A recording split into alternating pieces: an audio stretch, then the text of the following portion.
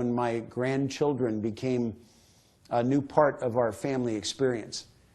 My first grandson, who is now 17, but when he turned 6, I decided it was time to begin the best days with grandchildren.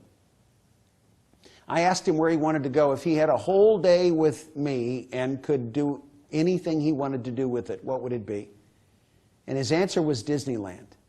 Now, that would have been a remarkable answer if we were 1,000 miles away and would have required immense difficulty getting there. The truth is, we live about a half an hour from the Disneyland entrance. And try as I might, I couldn't talk him out of that being his warmest experience possibility. So we scheduled it on a school day, so at least I could spring him out of school and make it a little bit of a rascal experience. We got to the park and went in. His mom had given me the short list of rides we could not do because of his tender young age. And so we confined ourselves to the more risk-free rides, but she gave me no limitations in terms of what I could feed him. We had a great day together and did most of the approved rides twice. When we finished up our day and were walking through the gates to go back to get in the car, I looked down and I said, "Jackson, has it been a good day for you?" And he looked up at me and he said, "Bobo, someday when I have children, I'm going to be telling them about this day." It had been a day devoted to anything he wanted to do. I had no agenda but him. There was nothing I wanted to accomplish that day except to make memories that would be a meaningful reminder for him of a day spent devoted and dedicated to him. The conversations that we had as we walked around the park, the thrills that we had as things that were very common and very low-key for me became big excitements for him.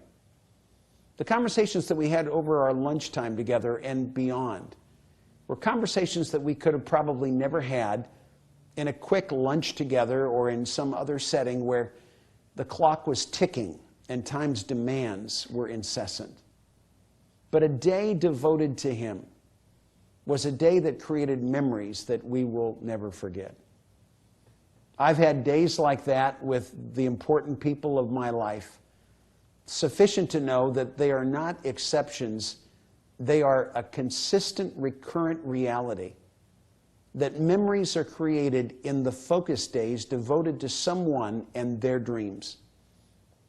And when you can become the patron who makes that possible, when you can become the person who demonstrates the value of another person of the next generation by making yourself available to them at the expense of your own agenda, and invest yourself in the conversations that take place in a setting like that, those memories will be an evidence of your investment of legacy into a next generation.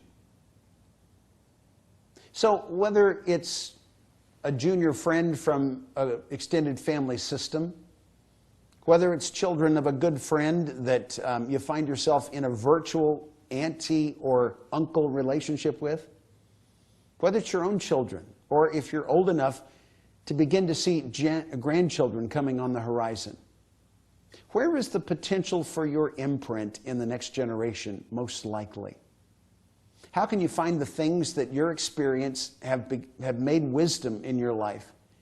The places where you can transfer discoveries into a new life, to carry it far into a horizon of the future. School's in session. You're the headmaster.